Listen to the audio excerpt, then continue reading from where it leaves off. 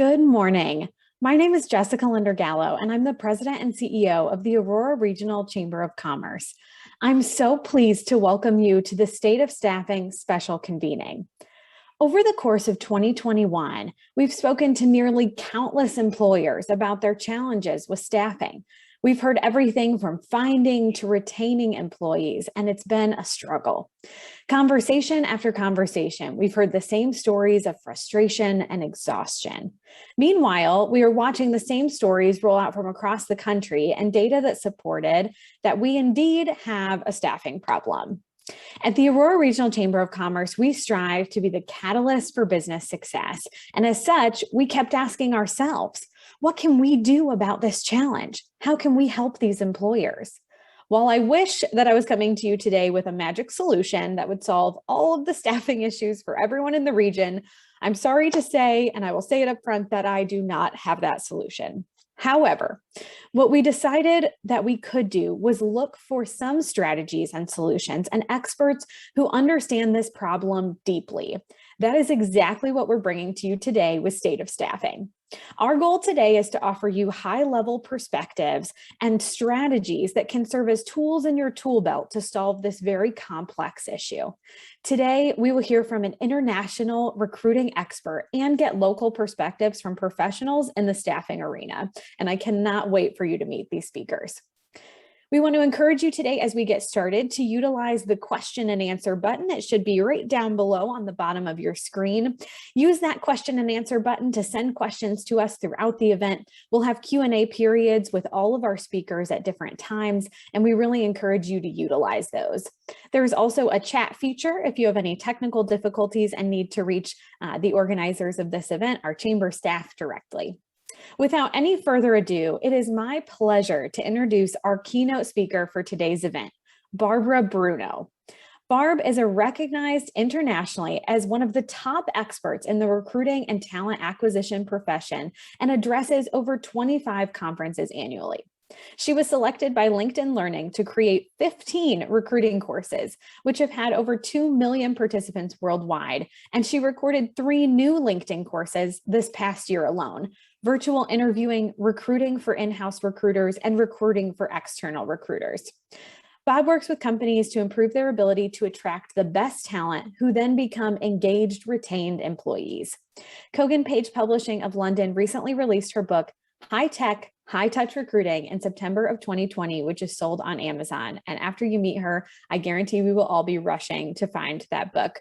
Barb, welcome to State of Staffing. We are so excited to have you with us today.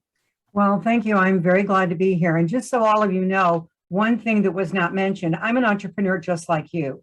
I also run a business. I also have been a very, very active member of my Chamber of Commerce for years. And so I absolutely see the benefit in being a chamber member. And I have to really commend the Aurora Chamber of Commerce, because every chamber is talking about this, but no one is coming up with solutions. So I really have to commend you, Jessica, for, being proactive and going out there and putting this together for your members. And by the way, if you're not a member of the chamber and you're on this call, or, please consider joining your Chamber of Commerce, because that is your voice, and they can really help you anticipate trends. If you are a member, the best thing you could do in this candidate shortage is get another business owner to join the chamber, because the more people that are in the Chamber of Commerce, the stronger the voice. So all I'm going to need is the ability to share my screen, which I don't have yet. I think, let's see. I'll check in on the back end here. I think it should be coming to you here, Barb. Okay. Isn't technology fun? Doesn't matter how long we do it for either. No, you're right. You're right. There should be, Barb, do you see a little share screen at the bottom there? No, I don't have it yet. Okay. I'm being told it should be there. And not yet.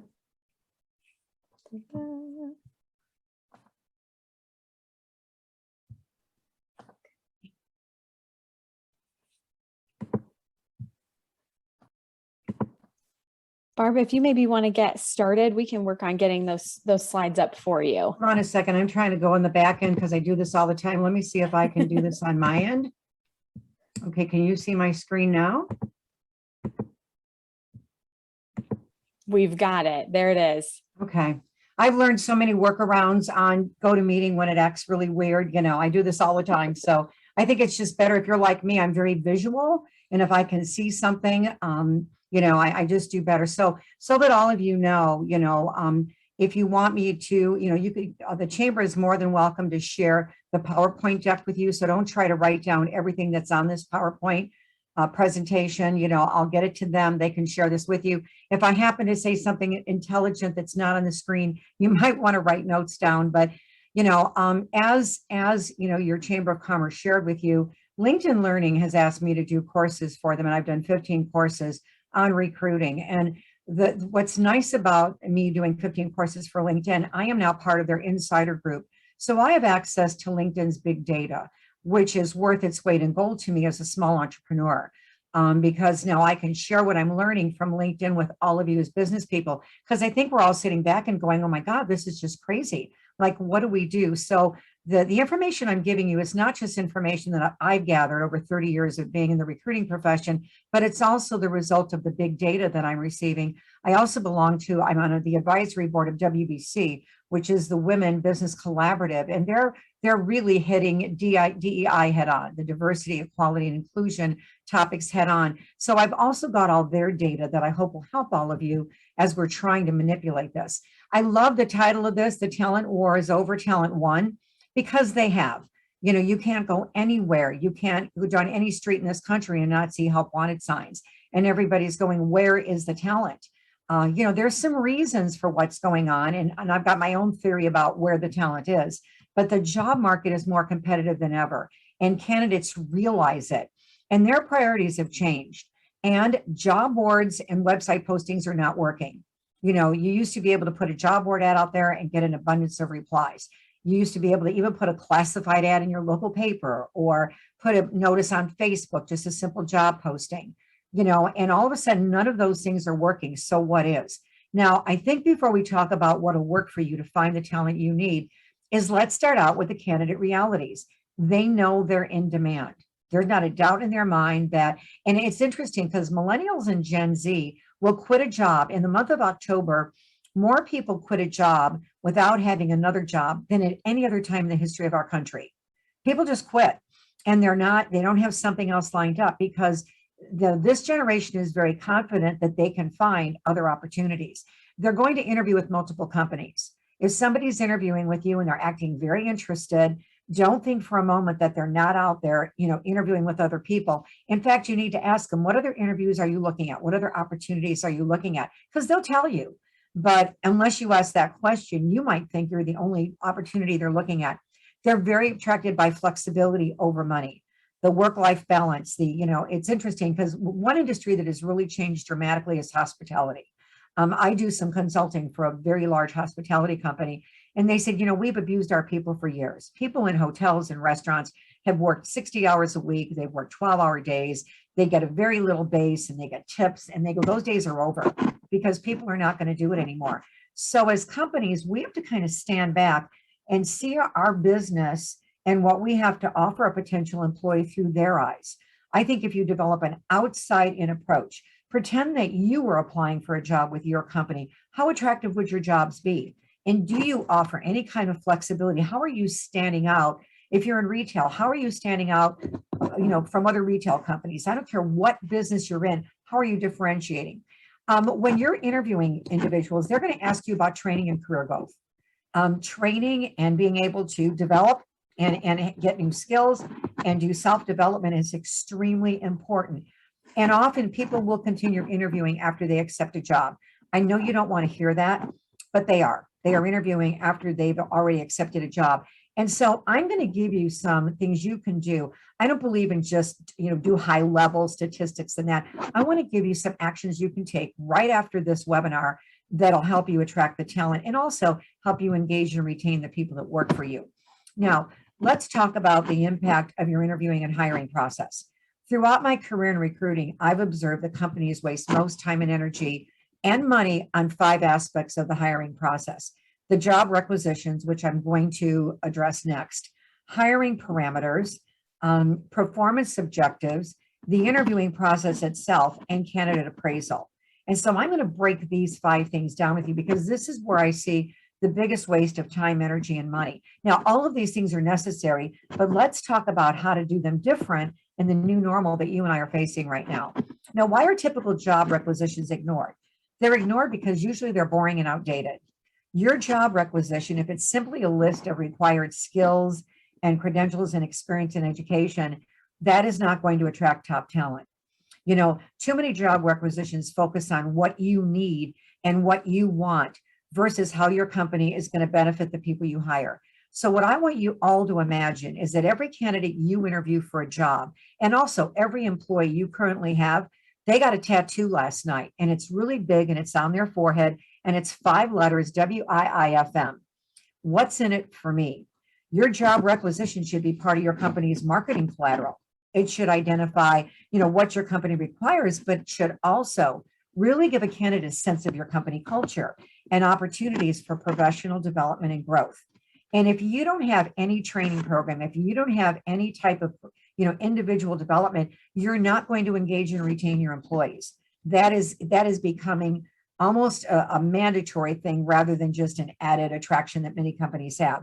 Try using video. If you want to attract people to your company, tell your current employees to take out their phone and do a video about how they're having fun at work. This is not something you're going to hire a professional videographer to do.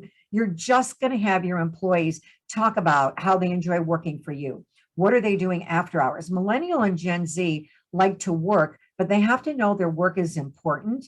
And the reason I keep bringing up Millennial and Gen Z, they're not the only employees out there, but by the year 2015, which is basically 3 years away, they're going to represent over 70% of the workforce. And so if you've got an attitude that, millennials they're entitled, they do all these things, I'm telling you, they are now hiring authorities in many companies. They have a lot to offer. They just have a different set of priorities than baby boomers did or the generations before them. And as an employer, you've got to embrace this. Again, if we see the world through the eyes of the people we're trying to hire, we'll talk to them differently. We'll react differently. When people give us answers, it's never our job as an entrepreneur, as an employer, to agree or disagree with what their answers are or to judge them. And sometimes we do that when we're interviewing. They say something and we roll our eyes like, are you kidding me? But unless you've walked in their shoes, unless you see the world through their eyes, when you're asking questions, your job isn't to judge, it's to listen to understand where they're coming from. If you see the world through their eyes, number one, many of them are extremely talented and they can do some great things for your company, but we have to be very careful that we're not bringing our own set of how we would answer questions or how we want things done. We've got to see things through the eyes of people, the people that we're interviewing. Let's talk about your hiring parameters. There's certain parameters, okay, that will impact your ability to attract, engage, and retain talent. Again, there's 2 parameters that affect recruiting efforts. And that's location, and again, this is a huge thing right now. Is there an option of working remotely, and salary and benefits? Now, there are parameters that are non-negotiable. Like, these are company policies. These are non-negotiable. Examples would be working hours or location, the systems you utilize, your company benefits. You can't give one employee a different set of benefits than other employees, or you would be charged with discrimination. But again, if you have an option of working hybrid, Google, Microsoft, all the large companies that have really studied this have learned that many people cannot work 100% virtual. They just can't do it. I have a problem with it because I'm way too social. I like noise around me. I like the interaction of other people. But they're proven that that the ideal situation is 3 days on site, 2 days remote. Again, you've got a lot of people that have situations where they can only work remote. But if there's any possibility, or have you thought about your working hours? I was doing some consulting for a company in Indiana, and the owner was just complaining that he had a lot of his team that always comes in late. Their hours are 8 to 5. And he said, I'm telling you, they walk in at 8:45 and they look at me like, what's your problem? I won't take lunch today. But they just can't seem to get here at 8 o'clock. And I said, then why don't you do different hours? Why don't you have some of your team start at 8 to 5 and some start 10 to 7? And he goes, they're not going to want to stay till 7. I said, of course they are. They don't want to get up early. They don't mind working later. And I said, so why don't you put that out and have different working hours? The interesting thing is he did that. And now he is covered from 8 o'clock in the morning until 9 at night, because he had some people ask if they could come in at noon. And he said, what's really crazy about this, Barbara, is I'm not paying any overtime hours. You know, they're working set hours, but they do like to come in later and work later. I would have never guessed that. So look at your hiring parameters, and even things that you think might not be negotiable. Could you get better coverage? You know, also, there used to be benefits managers in companies. You always heard of the person, the HR person that handled benefits. Now companies are having a director of total rewards because they're realizing that they've got to come up with unique benefits. Benefits are really making a big difference. And you've got to think about unique benefits, like can you offset daycare? Can you assist with student loans? I know a company that is now paying $50 a month toward their employees' student loans the first year they're there. The second year they're there, they're paying $100 toward the person's loan, and it goes up $50 every year. And ever since they've been doing this, they've been retaining them, because now they know if they're staying there, their student loan is getting whittled down. And when the company looked at it, when they looked at the cost of turnover, the cost of helping these students pay for their loans is a tax write-off for them, and they're retaining their employees. So I'm just saying, think out of the box, stand back from your business every week, and look at, what am I doing right? What do I need to change? How am I wasting time? And what new things might I put in that can really attract people? So look at your parameters, and I say everything's on the table if in fact you're going to retain and engage talent. This is the most important part of this presentation in my mind, is that if you're writing a job description, if you're posting a job, make sure you have performance objectives.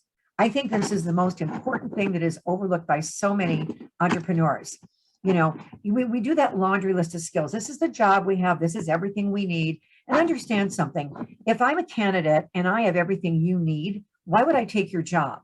Because I'm already doing it. Even if you offer me more money, I want to learn. I want to stretch. I want to grow.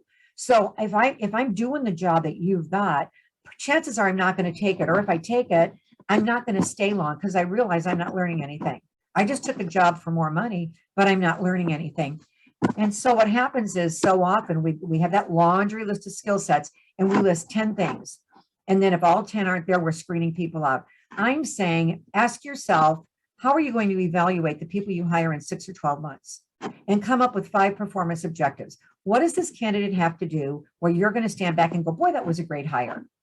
Because when I ask, because I also have a staffing firm, when I ask my clients, give me performance objectives, 5 performance objectives, sometimes they can't even answer me. I don't know how we're going to evaluate them. I go, that's really important for us to know, for the candidate to know, we want to tell them, and for their direct manager to know. So how are you going to evaluate them? Get back to me.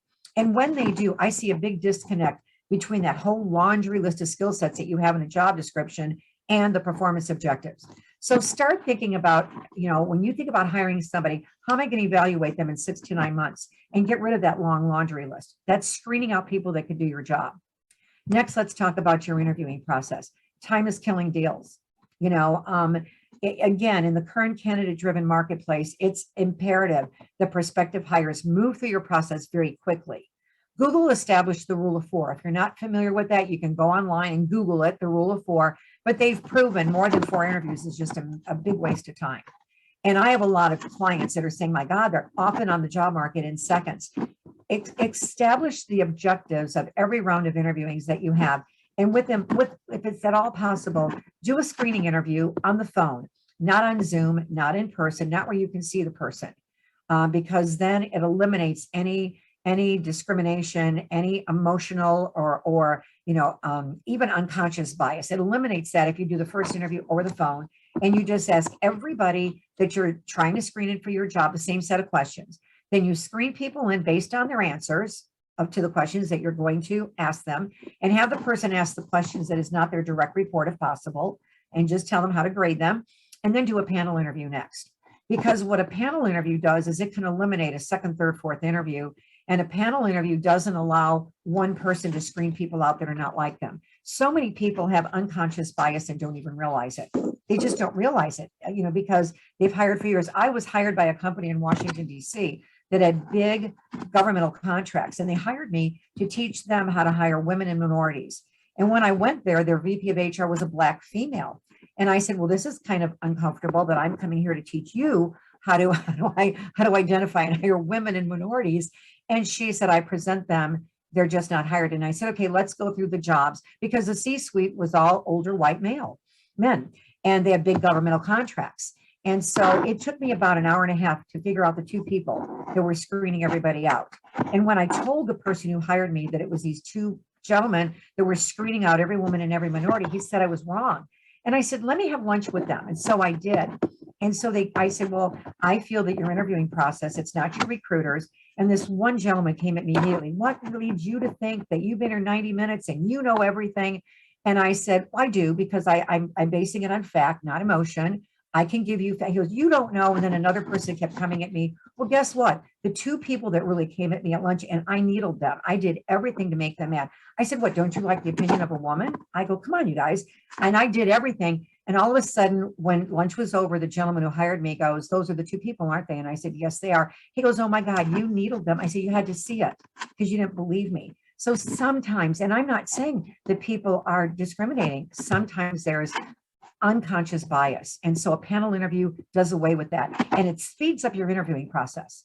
Good people are on and off the job market, just like good houses are now. You think the housing market is competitive? The employment market is worse than the housing market right now. How are you appraising candidates? It's interesting because, during the interviewing process, when you are interviewing people, make sure that you got a scorecard, that you know exactly how you're going to interview, and you want to go through every step of your process and cut time wherever you can. You've got to cut time. You've got to get this to be very finite. Now let's talk about how you're going to praise them. We have to address the appraisal, which must be consistent. Everybody in your interviewing process should have the performance objectives. This is what we need this person to do, in 6 months to a year to really evaluate them. Great. And then you put what the candidate must have in order to do those performance objectives. And then the scorecard accomplishes two things. It rates every candidate during the interview, and it helps you hire talent that have the best chance of success. We've actually screened a candidate in and said, God, they'll be great for this job. And when we share the performance objectives, how they're going to be evaluated, they're not interested in the job. Why are they going to evaluate me on that? Well, that's what's most important to them. I'm not interested. Wouldn't it be better to know that before you hire somebody than to hire somebody and then realize that you made a mistake?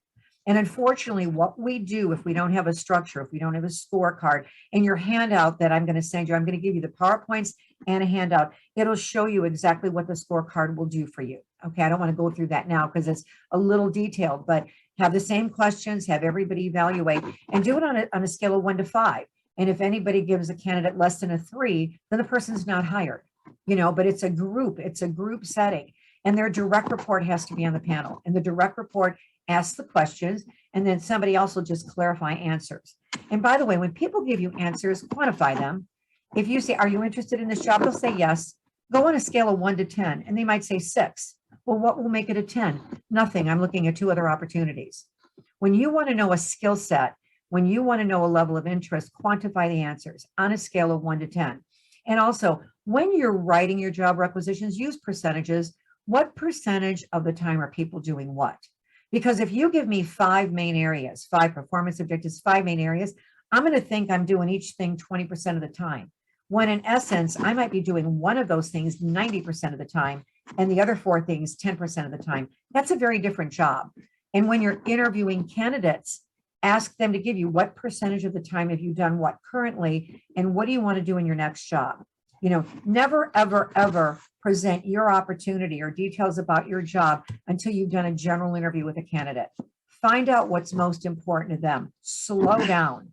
We're pitching jobs way too easy. Even if they apply to a job that you have available, do a general interview. Find out what's most important to them first.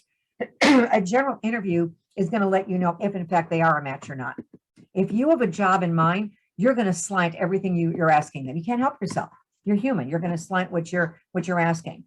Also, this is a statistic again from LinkedIn's big data. Website postings and job board ads attract less than 15% of the candidates. So if you're saying there's no people out there and all you're doing is doing job board ads and website postings, then you're only attracting 15% of the workforce. In 2020, companies will spend $2.5 billion on job board ads, which means everyone is competing for the same 15%.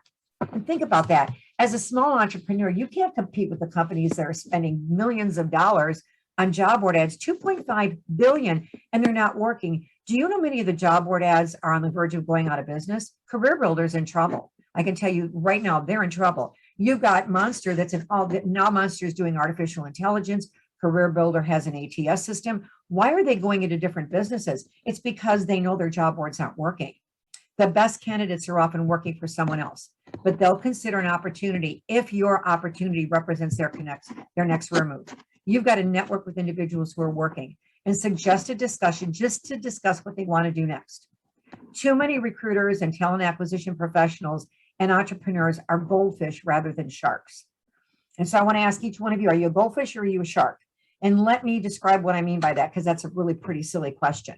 A goldfish, think about a goldfish. A goldfish sits in a goldfish bowl and does what? Swims around in a very limited space. And if nobody feeds the goldfish or changes the water, what happens? Goldfish dies, right? A shark, on the other hand, goes out and hunts down what it wants. It is not limited by location. It goes out and hunts down what it wants. And if there happened to be a goldfish in the ocean, guess what? The shark would eat that too. Your recruiting efforts have to be proactive. You can't sit in a goldfish bowl waiting for top talent to come to you. It doesn't work anymore. You can't post and pray. It doesn't work. You've got to go out there and you've got to track down the talent that you want. That's what we do as recruiters. You know, I've had a recruiting firm for years, and we always open a marketplace. It's a hidden marketplace. You know, if you call me and I'm a recruiter, you don't want me to present the same candidates you're getting from the job board ads, because usually the people that are looking are not necessarily the best people for the job anyway. Never, ever, ever pitch an opportunity until you find out what's most important to every candidate. Candidates will change jobs. People will come and work for you. They're just so tired of being pitched. They're so tired of you telling them what you want rather than you asking them what they want to do and then showing them how you can offer them that opportunity. I want to give you a tip that's not in the handout, so write this down. If you want to know why someone will change a job, if you ask them, well, why are you looking to change? And especially if someone's working, they might say, I'm not, you contacted me. Give me the 5 things you change about your current job if you were your boss.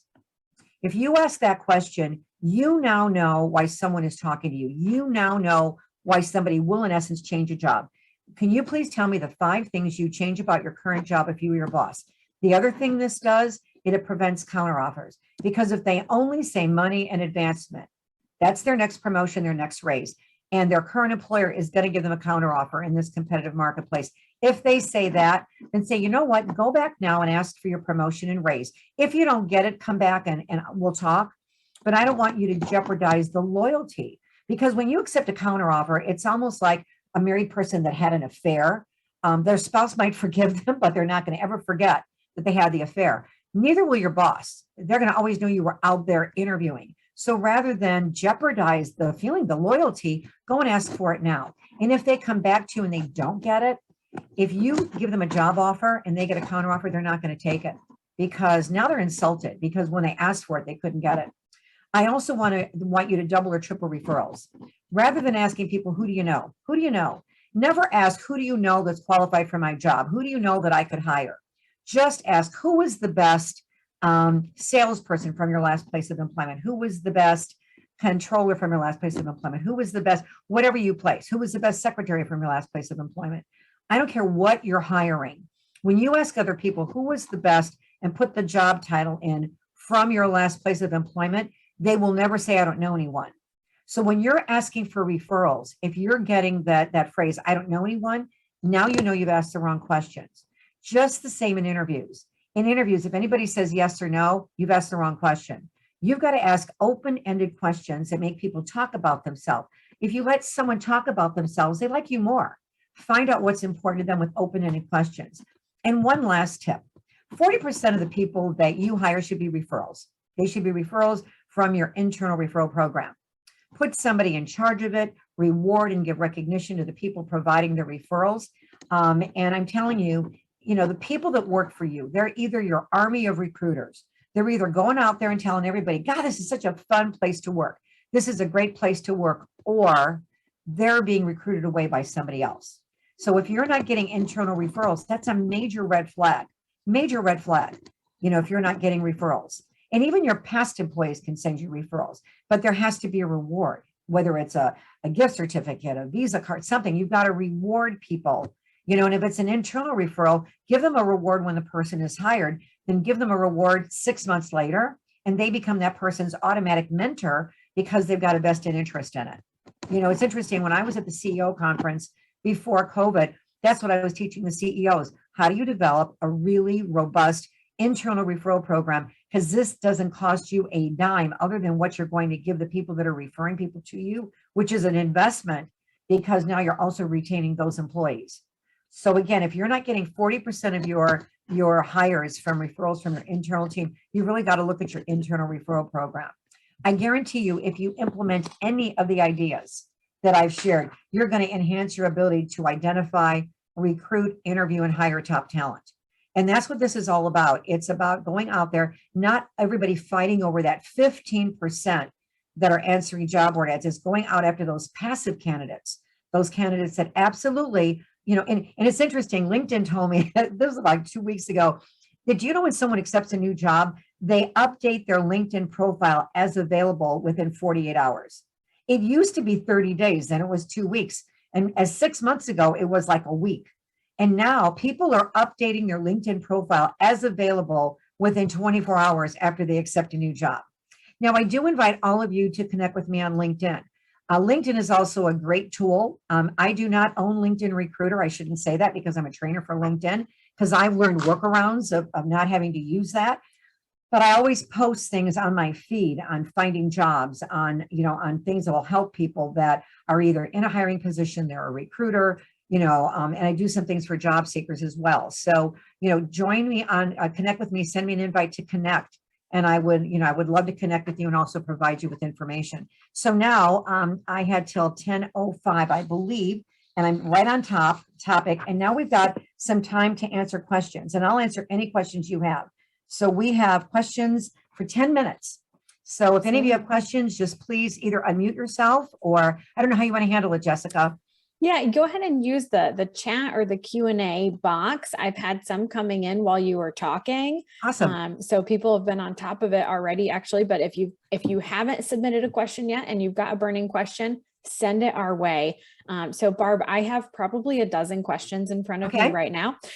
We probably have time for 2 or 3. So I'm going to try and pluck them out, and you may answer a couple as we go. But one thing I want to start with is, you talked a lot about ways to be competitive, and we've got some small business owners on the call with us today. You went through some of these strategies, but I think it's a good question maybe to just reiterate some of these. They asked, what can small businesses do to compete with these larger companies? Because it can be so much more difficult to offer those bonuses or wages. I may even pair with that a question here about flexibility. Are there things you recommend maybe not being flexible on? So I'll throw that at you. Right. Again, I think, again, I'm a small business, and I think what we have the advantage is we're like a rowboat, so we can change direction pretty quickly. These big companies are like, an ocean liner, and it takes months for them to make changes. So you can change on a dime, and you don't have to offer things that cost you money. You can offer, on Fridays, you can leave at 3. You can offer, a casual work attire. You can come up with little things that are important to people. And the other thing too is offer them training on LinkedIn Learning. Do you realize as a company, it's like $30 a month, and they have unlimited courses they can take on LinkedIn Learning. It's crazy. And they could take courses on what they like photography or whatever. Look at the courses on LinkedIn Learning. That could be the training you offer people. And they have a membership thing where you pay just an X amount. It's very reasonable. And now you've got a training program. So what's great about being in a small business, you've got an advantage, but you've got to answer the question, why should someone work for you? See, your reputation is not what you think it is. It's what are your employees saying behind your back? So go to your employees and say, why do you work here? Why do you love working here? How can we improve? And plus when you work for a smaller company, you don't have one job.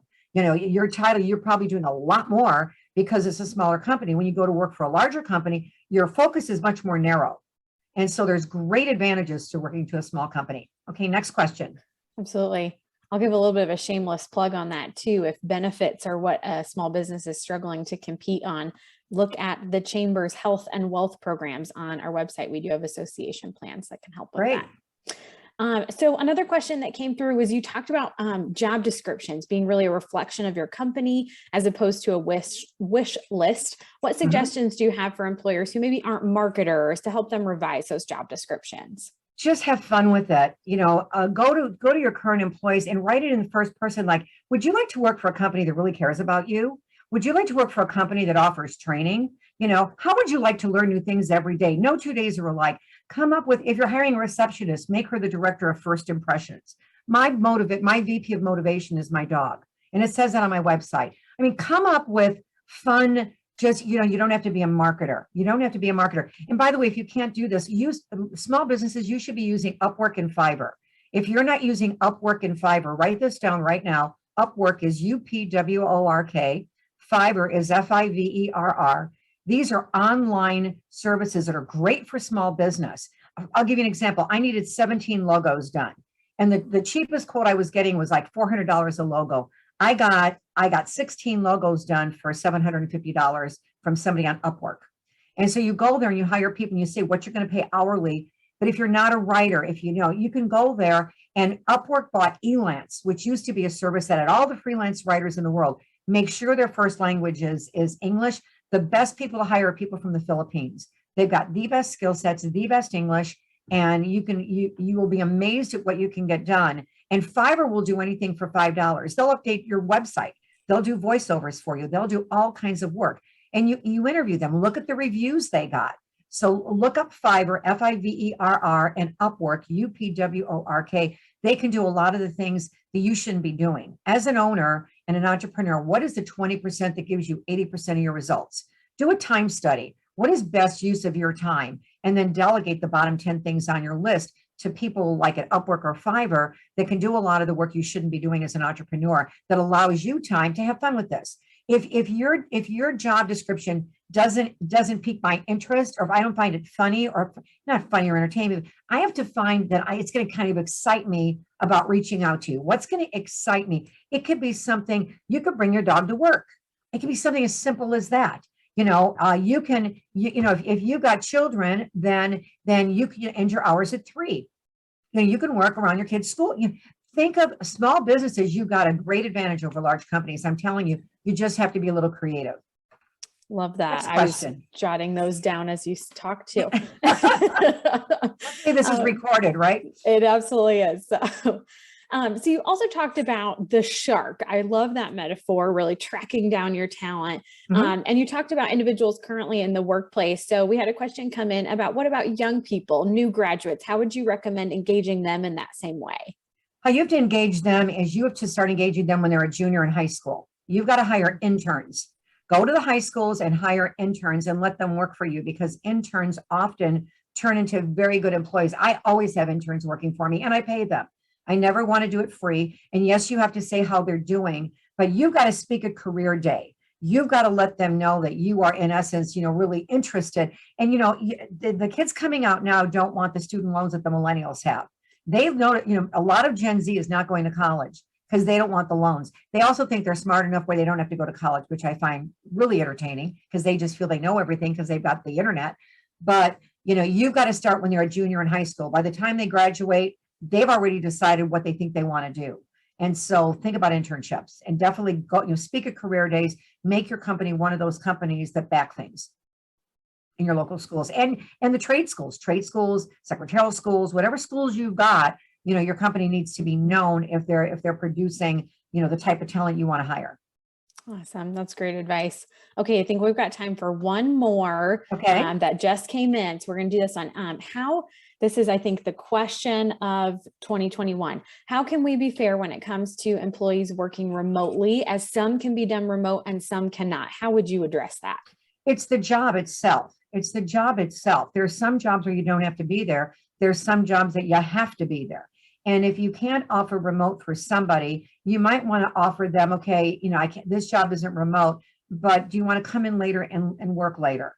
See what other things are important to them. But it's based on the job. There's some jobs you just got to be there. I mean, if I'm working in a doctor's office, I can't work remote because I've got to be there for patients. There's a lot of jobs that don't offer remote, but I'm telling you that many people, I'm a morning person. I'm up at 5 a.m. because I live in Indiana. I worked in downtown Chicago for 26 years. So 5 a.m., 7 days a week, I'm up and I'm ready. By 11 o'clock at night, I'm done, where other people, they'd much rather get up at 10 or 11 and work later. That's not me. So what can you do around them if you can't offer flexibility, but be very honest with them. Some jobs are remote because of the work itself. Some are not. But you've got to see the advantages. And I would have the remote employees come in, unless the beautiful part about remote, you can hire anywhere in the world. You're not limited by just your area, which is wonderful. You can hire from anybody, but you've got to manage a remote person much tighter than you do a person that's on site. There's got to be accountability. There's got to be things you do. And one last tip I want to give business owners, and I know my time is up. Every week, I would suggest all of you block out 15 to 30 minutes on your calendar. Every one of you, put this on your calendar every Friday. Do a review of your business. Every Friday afternoon, ask yourself, what did I do right this week? What's the 20% that gave me 80% of my results, my sales, that type of thing. Then the next thing, how did I waste time? And whatever you write down that you're wasting time at this week, stop doing those things. And that'll leave room for you to do more of the 20% that gives you 80% of your results. And the last thing is, what new idea am I implementing this month? You've got to constantly change. If you don't, your competition's going to run over you. Maybe you got some of the changes in my session, but every single week, stand back as if you were a consultant, looking at your business. And by the way, have your employees do this every Friday. Have them ask themselves, what did I do right? How did I waste time? What am I trying to change? And watch the difference. Watch what happens, because this holds you accountable. It holds everybody that works for you accountable. And I'm going to end on that note. And I just want to thank you for inviting me. I loved being part of this. And I wish you all great success. And there is good talent out there. You just can't sit there like a goldfish waiting for them to approach you. Posting and praying does not work anymore. Be a shark. There's the takeaway. Be a shark. Barb, thank you so much. There were so many pieces of really tangible advice based on your wealth of expertise, and we are so appreciative of you coming to share with us today. So thank you. No problem. And I did stop sharing my screen. So if you want to put your own things up, you can do that now.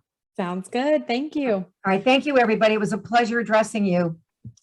Well, as promised, in this second section of our State of Staffing convening, we are very excited to introduce a robust panel of local experts to share with you.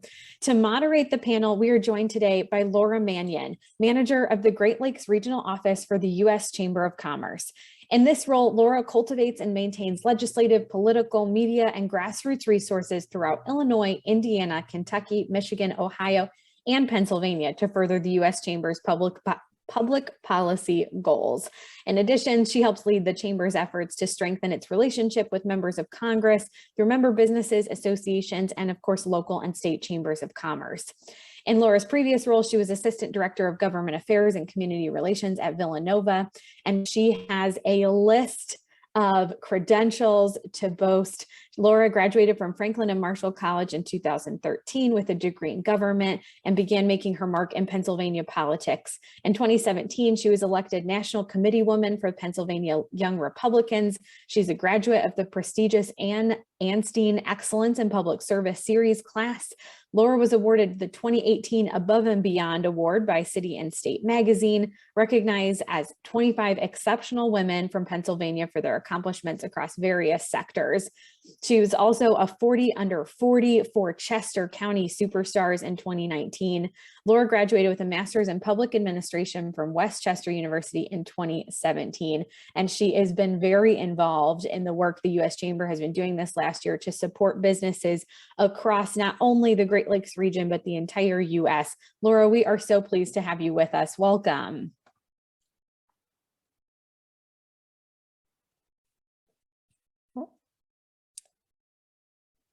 Laura, can you hear us? Oh, I think she's coming. Well, while Laura's making her way in, I will continue the introductions here with the rest of our panelists as we find her. Oh, Laura says, I'm here. Can everyone else hear her? Oh. Okay, Laura, I don't think we can hear you. Okay, we'll let her get settled. I will go ahead and introduce the rest of our panel while she gets that figured out. We are also joined today, our panelists Our first panelist is Dr. Bernard Little. Dr. Bernard Little is the Chief Diversity Officer and Dean of Students for Waubonsie Community College. Prior to joining Waubonsie, Bernard served as the Assistant Dean of Students at DePaul University, my alma mater, in Chicago, in addition to serving in several capacities at the University of Illinois at Chicago, University of Chicago, and University of Richmond. Bernard holds a BA in Communication from Bowling Green State University, an MS in Higher Ed from Miami University, and a PhD from DePaul University. Carolyn Shavino is the owner of Express Employment Professionals located in North Aurora. Express's dedicated recruiters are highly knowledgeable at placing candidates in skilled trades and CDL, office administrative, light industrial, manufacturing, and accounting. Prior to joining Express, Carolyn was the executive director with EmployBridge Staffing, covering Baltimore, Detroit, and the greater Cleveland, Dayton, Columbus area, Indianapolis, Minneapolis, and Chicago. In addition to Express, Carolyn is a wife, minister, licensed John Maxwell coach, and a motivational speaker. And our final panelist, Kathy Jacoby with Career and Networking Center. Kathy is an enthusiastic and motivated career coach and a career networking center representative. She brings her unique experience of being on all sides of recruitment and employee development experience. She is dedicated to helping clients create an effective job search strategy using not only their strengths and skill sets, but all levers of the job search process. Kathy has a strong desire to have a direct positive impact on an individual's career search. With that, we are so excited to welcome all of our panelists today and to welcome Laura to moderate the panel.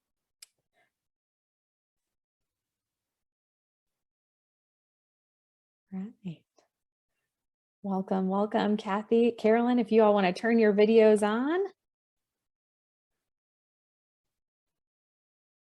Here we go. Do we have Laura back yet?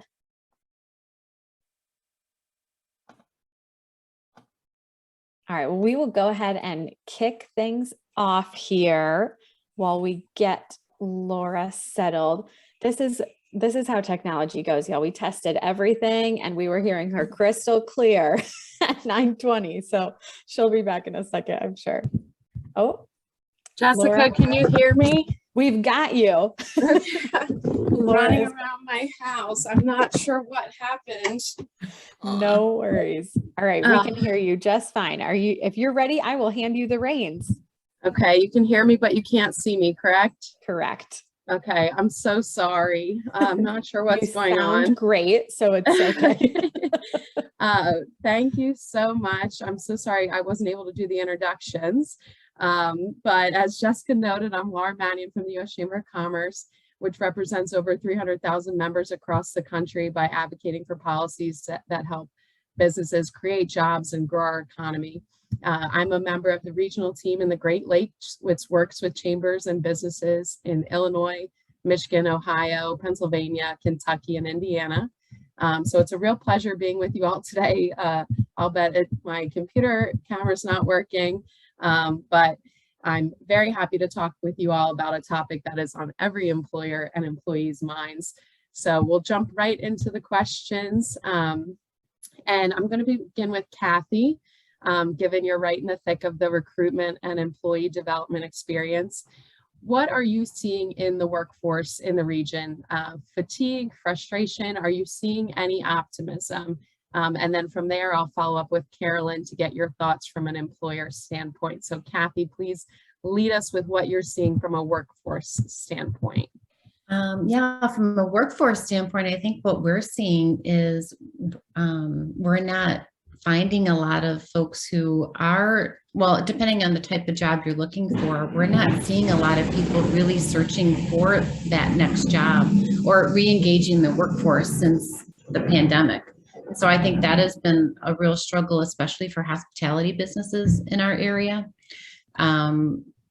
We have tons of employers that want to hire and not enough employees that are applying to those jobs and getting there. So we've been working with our businesses here to figure out and brainstorm ways that we can really reach out to that workforce that has been kind of stagnant for the past year and a half and are debating whether or not they want to join back into a workforce, especially again on the hospitality side, which we're seeing the most need.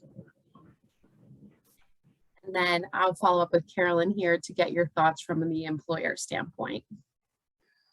Sure. From the employer standpoint, I think that I've been in staffing for 25 years and I've been through the roller coaster of the ups and downs.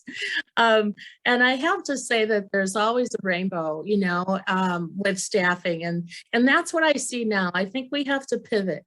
And what do I mean by that? I mean that we have to offer part-time opportunities for our seniors that are leaving.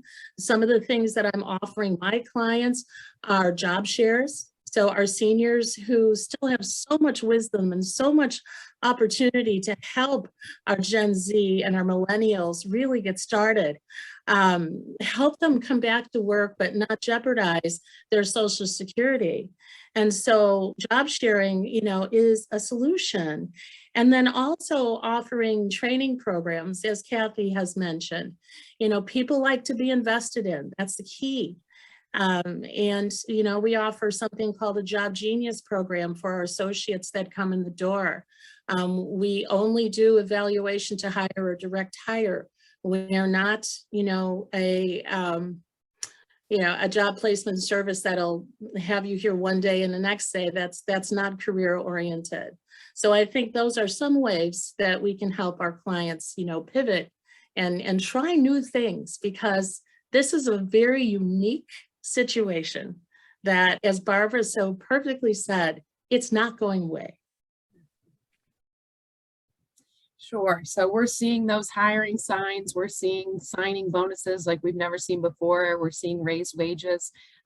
Kathy or Carolyn, whichever wants to jump first, what are some of the issues and opportunities that we are seeing from an employer and employee standpoint with these jobs openings across the country? How do we move forward from this and get people back to work?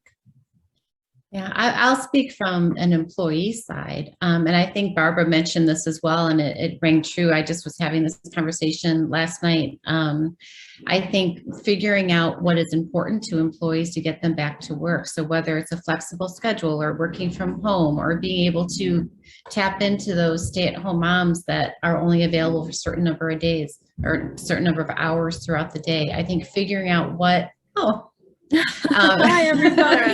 Finally figured it out. All right. So I think figuring out like what is important to those employees and being able to pivot and provide those. And I thought Barbara had a really good point today, where the smaller companies, they might be at an advantage now than the larger organizations because they can make those changes fairly quickly.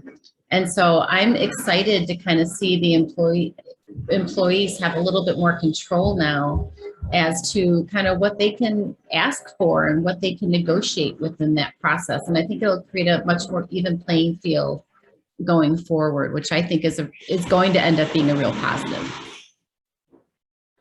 Agreed. Carolyn or Bernard, do you want to add anything on to that? From my perspective, I'll add to that. Again, it's coming up with solutions for my clients as well as my associates coming in. But with my clients, it's helping them, think outside of the box. With Barbara said, the interviewing process, we're losing people. We have a 24-hour shelf life. And that's one of the things is being partners with my clients is helping them understand that. You're sitting on talent that actually wants to work. And everyone is throwing money, at these individuals, but that's not working either. They're going to go where they feel like they're invested in. So, and it's coaching our clients as well as coaching our associates and helping us, think of ways that can really work for everyone, because it's got to.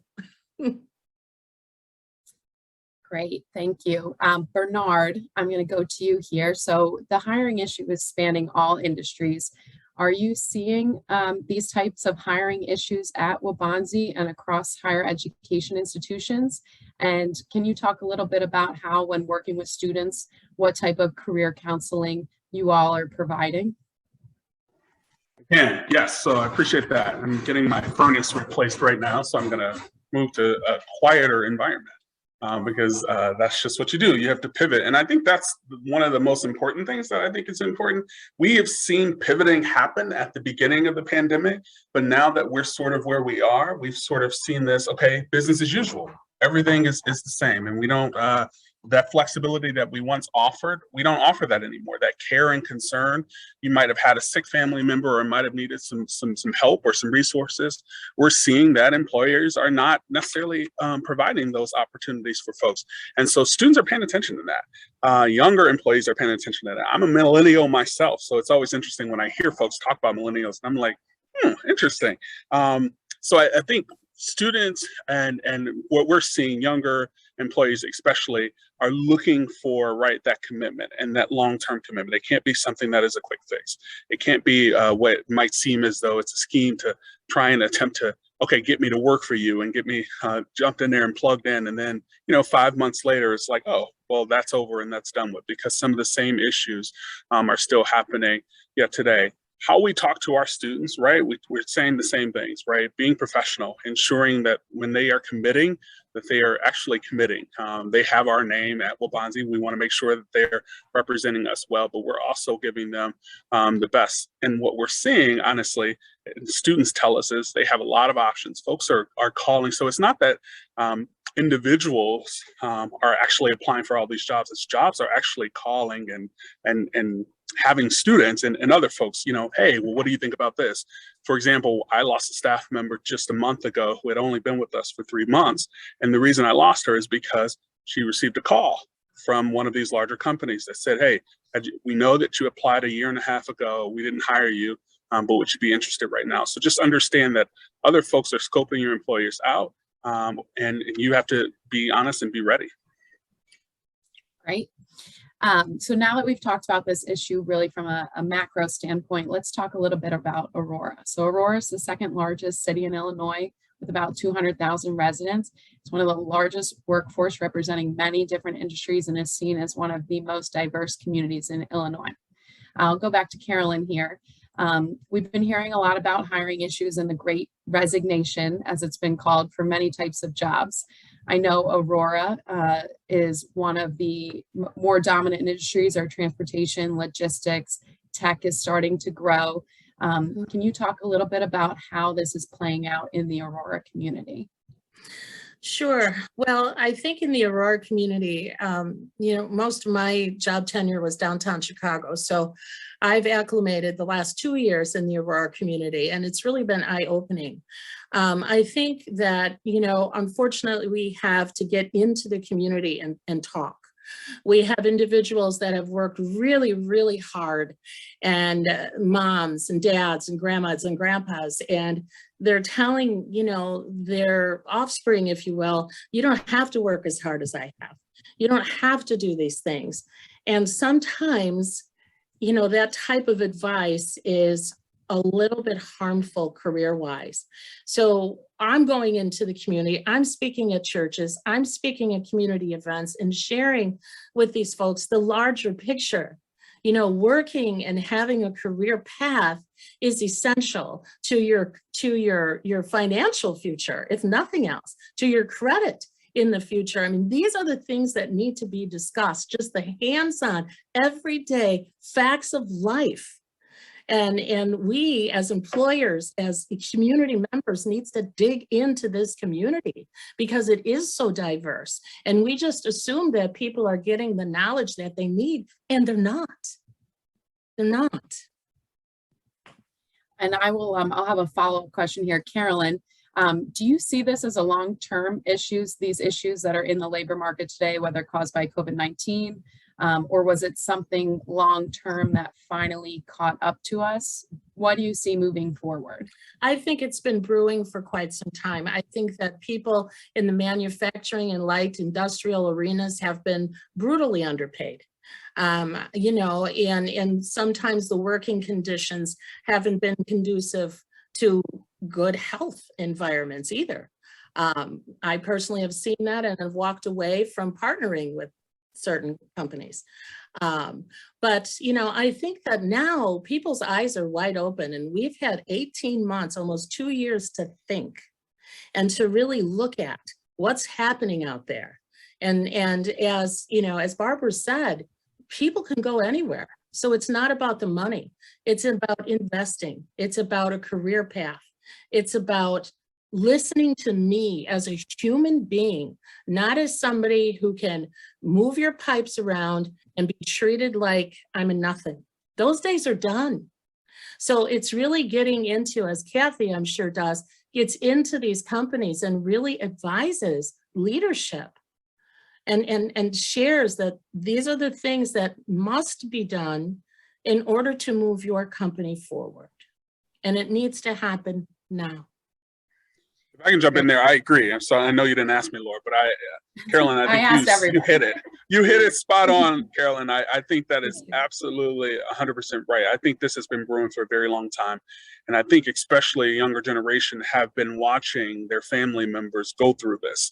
And enough is enough. And they are tired and they know you. I also think there's a reality, right? We have lost over 700,000 folks in this country. And certainly our most marginalized communities are the ones that have been impacted the most.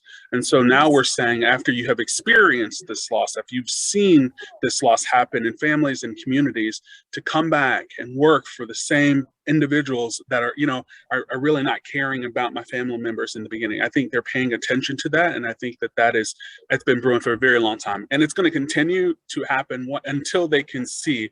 It's the same I think about, we talk a lot about diversity, equity, and inclusion. And when we talk about diversity, equity, and inclusion, we say we care about these things, we value these things. How do we show it? How are they seeing that in your company? How are they seeing that in your organizational structure, right?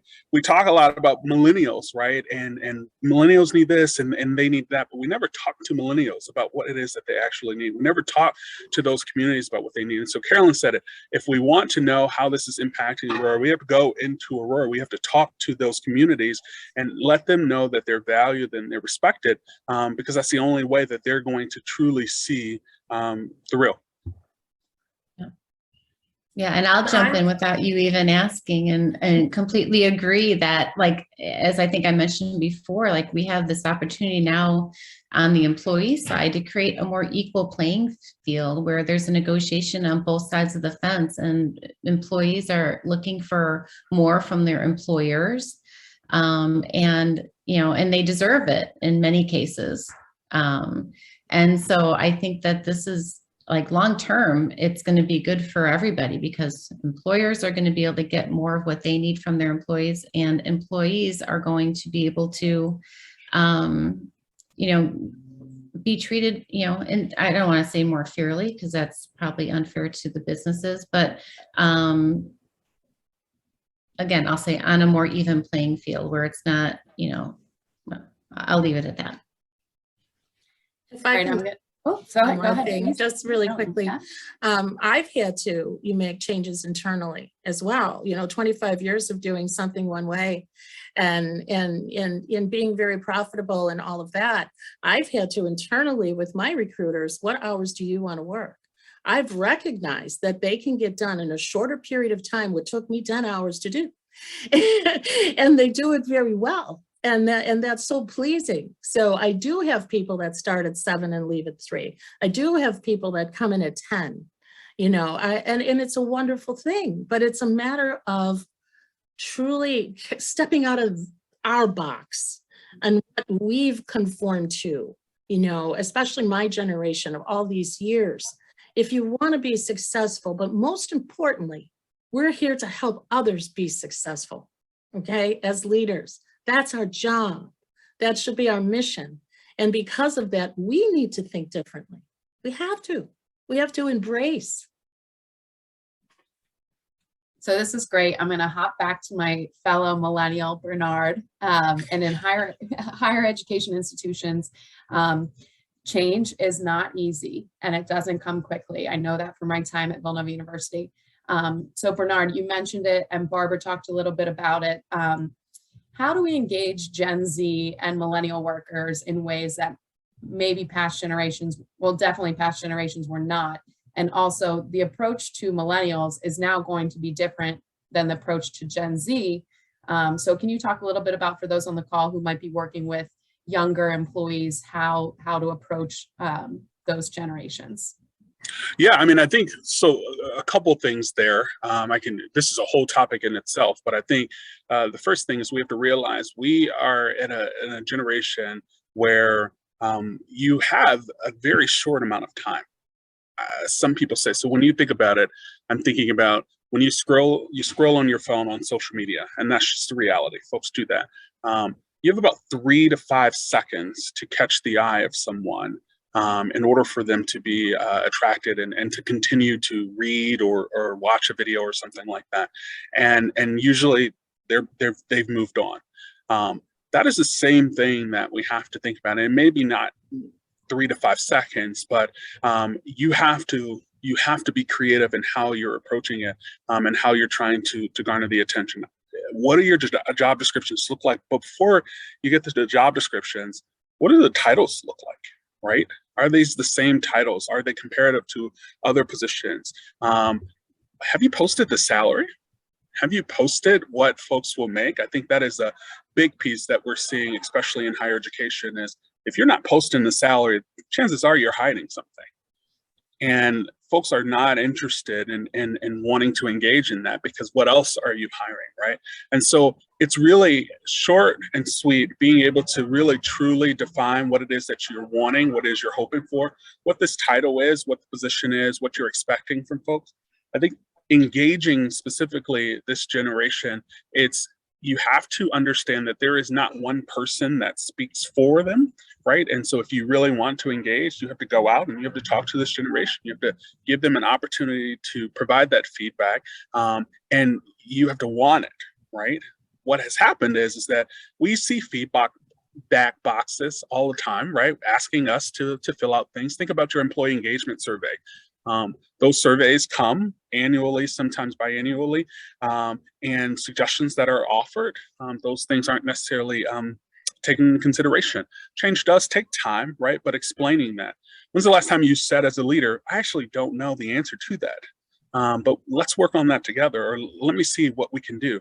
Or that's not something that we can do.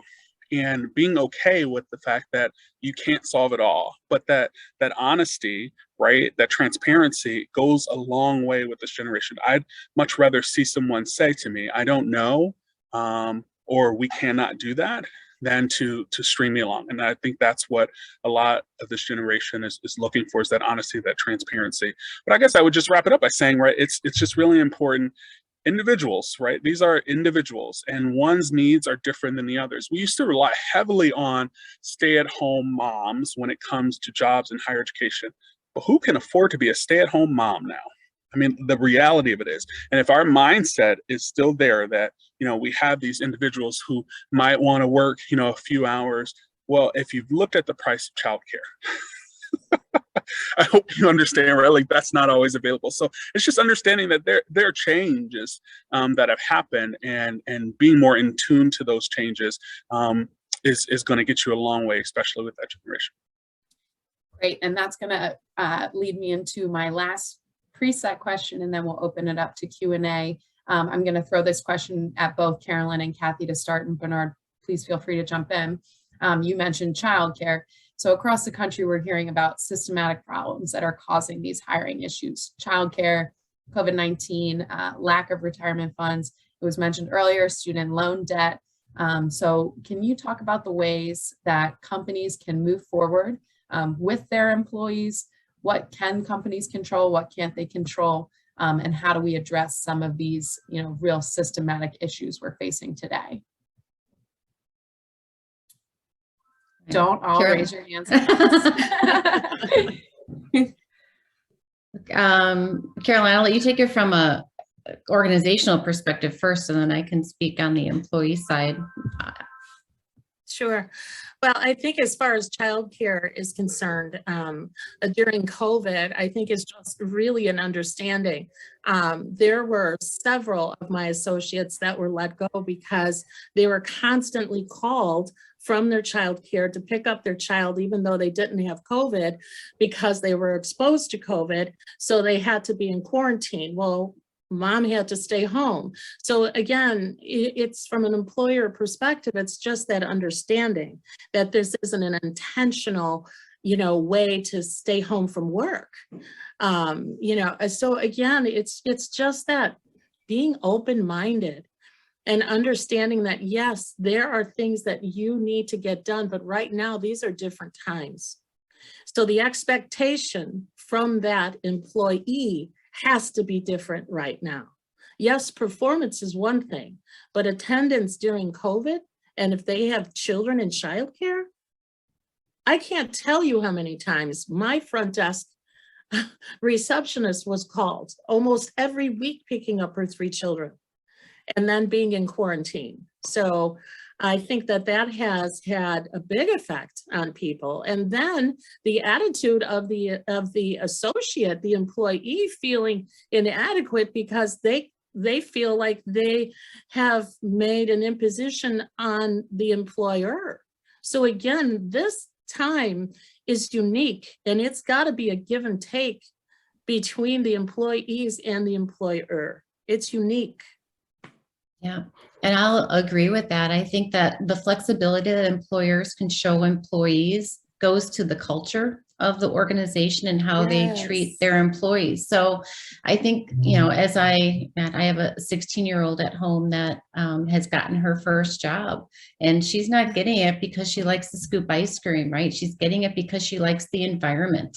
She likes the people she works with. So I think that one of the things that doesn't cost any money is to create that culture and that environment that makes employees feel like they're part of the business, they're part of the plan. They have some, the employer is looking at them as, hey, I trust you to do what you need to do. And of course, flexibility with COVID, but flexibility going forward once hopefully this is over, we're still going to have family situations that we have to deal with, and we're still going to have times when we have to leave. And so when employers can trust their employees to be able to make the right decisions and create this culture that, hey, we're all in this together, and draw people into the mission of the business and an environment where they want to be there, then I think that goes a long way. And I think that's what I think a lot of us will come out of this past year and a half or so with is, what do I want from my employer other than pay and benefits? Like I think a lot of times we get away from that because we have to make money, we have to provide for our families. But now it's like, hey, look,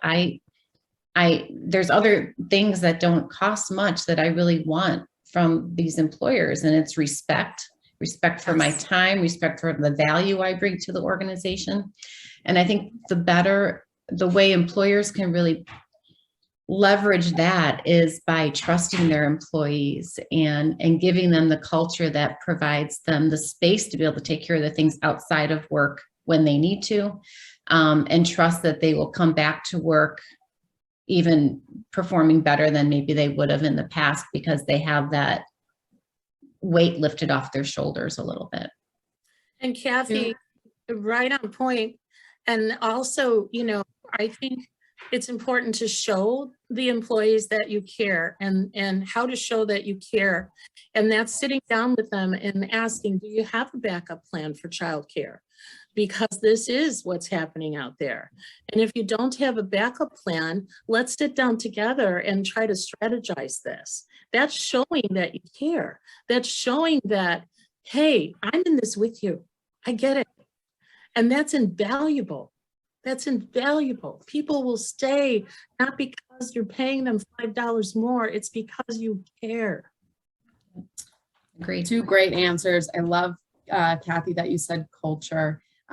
Bernard, I have a loaded question and you have 1 minute to answer it. So last question of the day, Bernard, and if Carolyn and Kathy, you do have something at the end, please feel free to, because it is so important. So Bernard, what are you seeing in terms of elevating DEI on the part of employers, and how can organizations ensure they are recruiting and in particular retaining a diverse talent pool? 1 minute. That's a question everybody has, right? Yeah. I do believe that we have to have a strong understanding of DEI and what it means for our companies and what it means for our offices. before we can then go and try and tell someone else what it actually means. We have to be able to define those things. If we don't know, say we don't know, and get somebody in there to help you that knows. There's many of us who have lots of expertise who are willing to work hard to help you do that. I think that's one critical. I think when it comes to diversity and recruitment and then the retention of diverse staff, I think it's a culture piece, it's an honesty piece, it's a transparency piece, but it's also an understanding, right, that you can do everything that you can. At the end of the day, how you make someone feel, right, that's up to them. You can't not change how they feel, how they're going to experience things. And so don't count it out. Don't count your efforts out simply because it didn't work with that individual. Recognize, right? When you're the only person or one of few going into a company that's not diverse, it's going to be a challenge. And so you have to continue to find ways to try and diversify, to recruit, and to be honest and open. Also, checking your own biases, because we all have them, understanding that they're there and what can you do about it. I think there's just a lot of training and education that goes along with that stuff. But I think it's admitting, right, that you need that help, you need that support, you want to have DEI at the forefront of what it is that you're doing, and taking the steps to do it. Great answer, very concise. Thank you. Of course.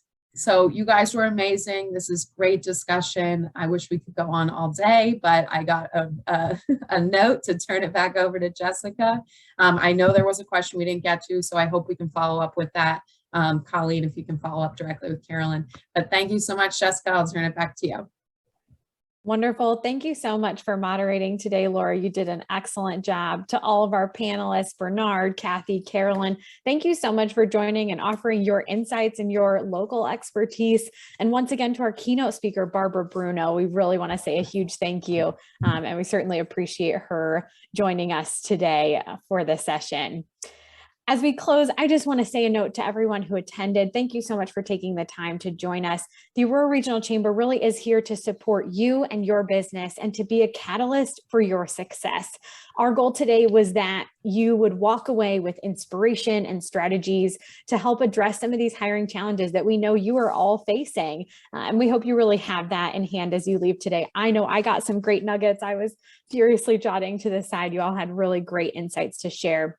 We'll continue bringing resources and education to address complex challenges in our world today, as well as benefits to our members like employee health plans and retirement plans to help you really compete in this hiring landscape.